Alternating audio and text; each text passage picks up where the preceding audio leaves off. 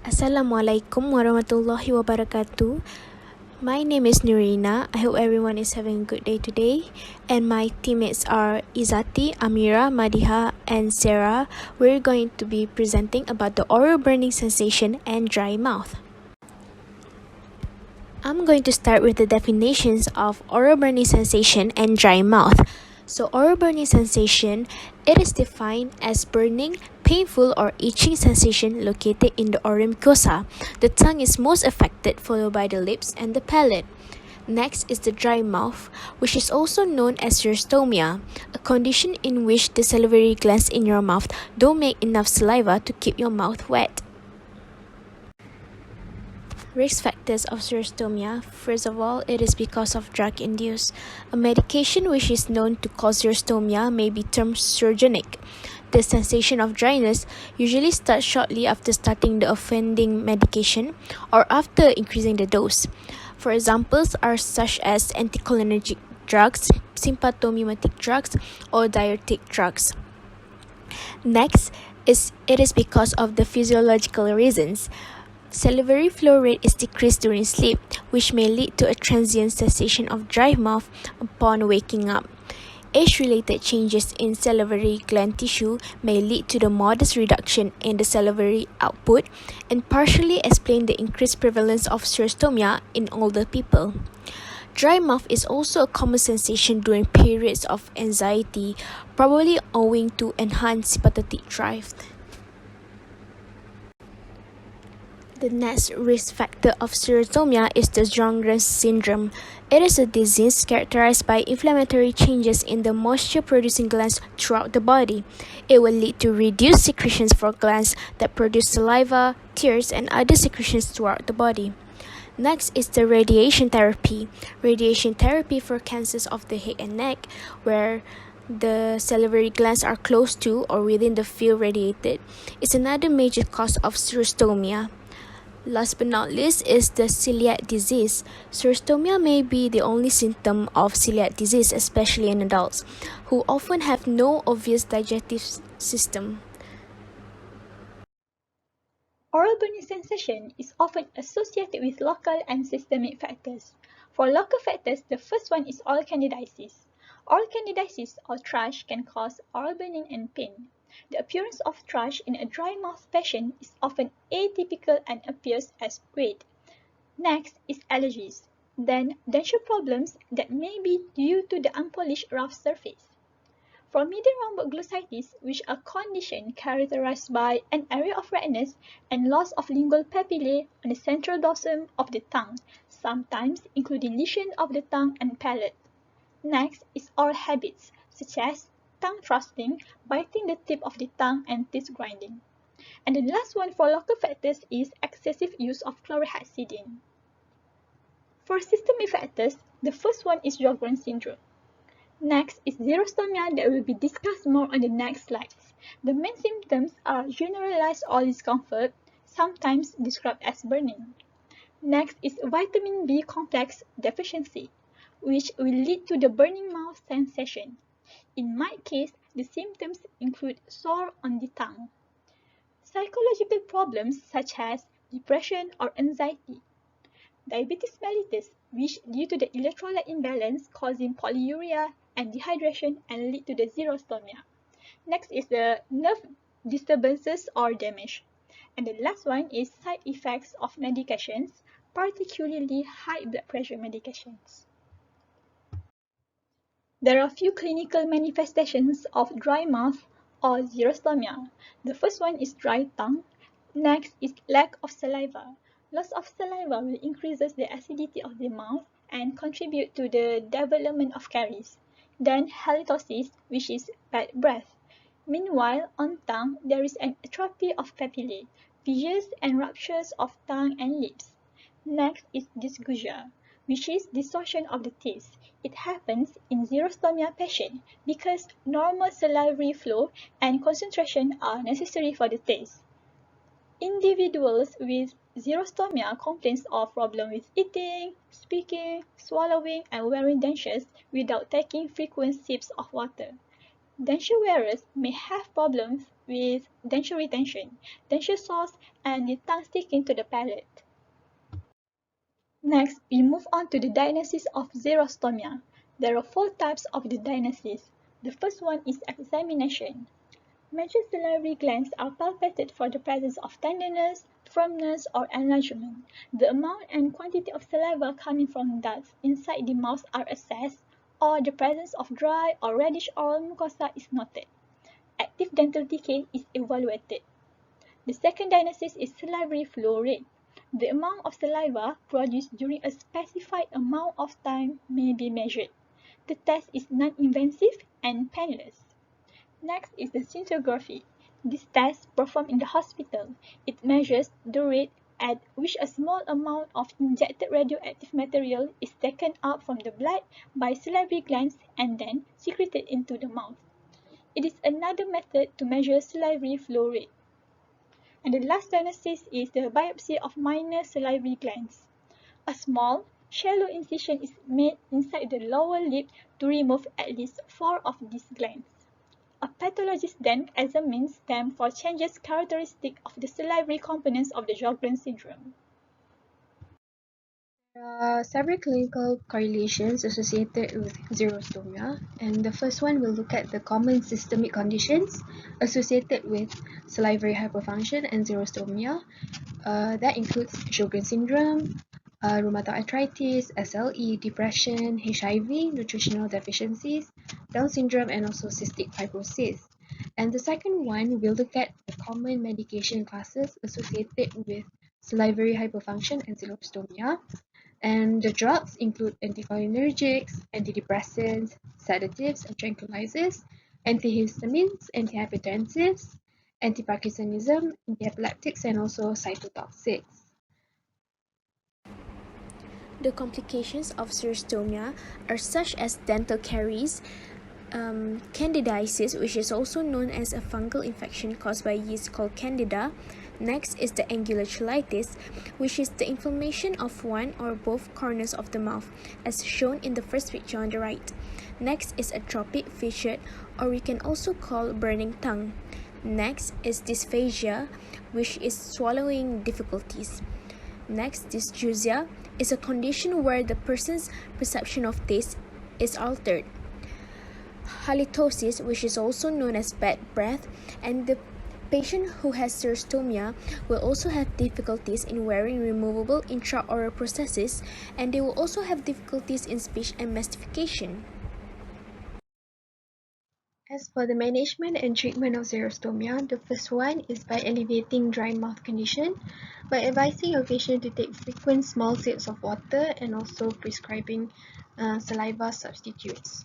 Saliva substitutes mainly consist of aqueous solutions containing the same mineral salts as those found in human saliva. And the next one is by controlling caries in dentate patients.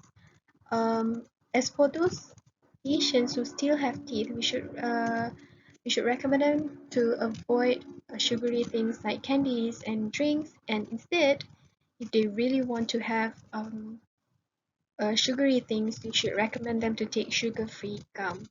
And we should also advise them to maintain good oral hygiene to avoid caries, and also fluoride applications and fluoxetine rinses.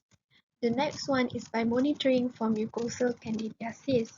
Presence of Candida organism is significantly associated with the use of dentures, cigarette smoking, and poor glycemic control. And if the patient has candidiasis, we should give antifungal mixtures as necessary. And the next one is treat difficulties with dentures symptomatically. Some patients can come with ulcerations that may cause pain and discomfort, but discomfort in wearing dentures. So we should manage these patients similar to how we would manage xerostomia condition by things that I have mentioned earlier, which is like drinking water on regular basis, take, taking sugar-free gums or candies, lozenges, to help increase the salivary output. And we can also prescribe medications like pilocarpine hydrochloride, and also give saliva substitutes. Okay, and then we should observe regularly for possible development of ascending parathyroiditis or lymphoma. And the last one is prescription of pilocarpine hydrochloride tablets or solutions as necessary. We shall now discuss about the case report. So we have picked a case report. So this case is about a 32-year-old female with a 25-year history of obesity. She had repeatedly attempted to lose weight by joining several medically supervised weight loss programs, as well as trying behavior therapy, but to no avail. Because of her history of failed non-surgical weight loss attempts, she was a possible candidate for gastric bypass surgery. The patient managed to lose some weight within the 2 years of following surgery. Secondary to the gastric bypass, she developed multiple chronic micronutrient deficiencies, including iron, folate, and vitamin B12. She continues to have monthly vitamin B12 injections. She was also advised to take folate and ferrous sulfate.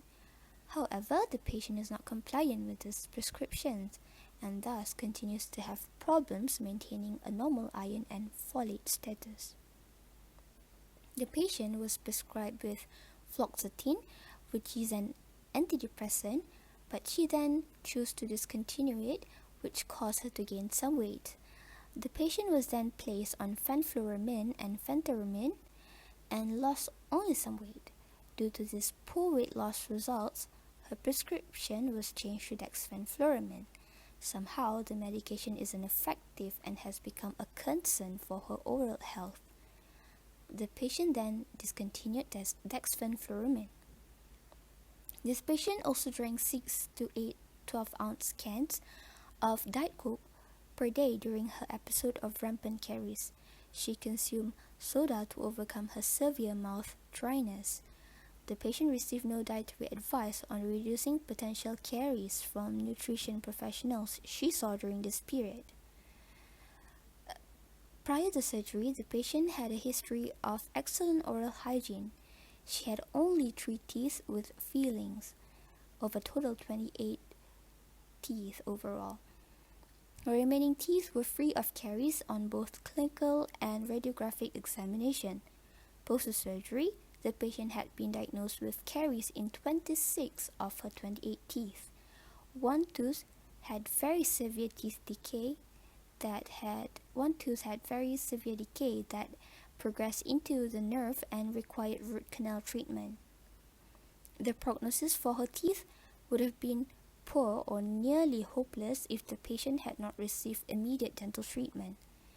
The patient also repeatedly reported having cotton mouth while taking Fadfen and that the mouth dryness made speech difficult.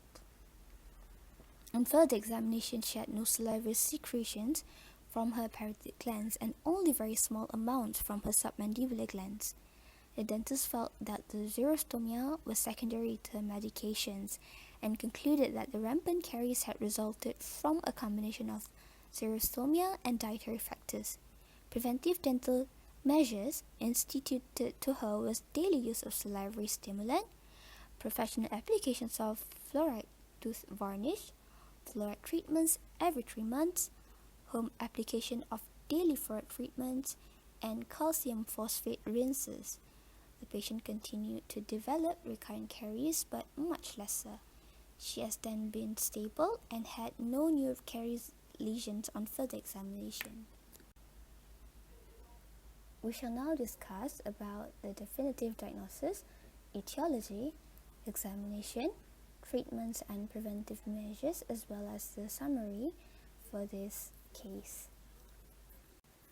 For the definitive diagnosis, the patient had complained of oral dryness upon taking her medications. On further examination by the dentist, the dentist found out that she had low secretion of saliva, which lead to a condition known as xerostomia. And due to low buffering capacity of the saliva, rampant caries occurs. The etiology for this case is antidepressant, which is fenfluramine, dexfenfluramine, phentermine that she had used. On examination, for dental radiograph, she had 26 caries on her 28 teeth after the surgery, with also one tooth with severe decay that progressed into the nerve. For the clinical examination, she had difficulty in communicating due to low saliva secretion. Treatment of xerostomia is generally palliative and requires a multidisciplinary collaborative approach involving medical, dental, and nutrition professionals. For this case, a medication called pilocarpine was prescribed to the patient daily due to his dry mouth condition. Pilocarpine belongs to a class of drugs known as cholinergic agonists. It works by stimulating certain nerves to increase the amount of saliva you produce, making it easier and more comfortable to spit and swallow. However, aside from medication, there are some preventive measures that can be taken to reduce dry mouth condition. First of all, by chewing sugar-free gum. A sugarless chewing gum chewed for prolonged periods of time, it will increase the flow rate of saliva in the mouth. Next, one may consume foods such as apples and cheese. It has been shown to exert a systemic adrenergic effect on the salivary glands and can also influence the saliva composition and flow rate. Third, you may ask a physician or dentist about saliva substitutes or salivary stimulants if the xerostomia symptoms are severe. Then, you can take frequent sips of liquid throughout the day. Drinking water frequently will increase the rate of oral clearance and help lubricate the mouth for the patient with xerostomia. Fifth, you need to have a regular examination with a dental professional so that any severe disease can be prevented. Lastly, if you have a dry mouth condition, you need to be extra careful about following good oral hygiene habits, which consists of brushing your teeth at least twice a day. As a conclusion, xerostomia is a common problem seen in older individuals taking multiple medications and suffering many systemic disease. But with the advent of the use of new serotonergic agents such as antidepressants and anti-obesity medications, xerostomia may occur with increasing prevalence in a much younger population. This raises a great concern over these patients' oral health, which, if not properly addressed, may affect their quality of life both now and in their later years. Although no standard treatment guidelines are available, many treatment options exist for the management of xerostomia or hyposalivation. If proper steps are taken, this condition could be overcome, hence reducing the complication of oral disease. So that's all from me. Thank you.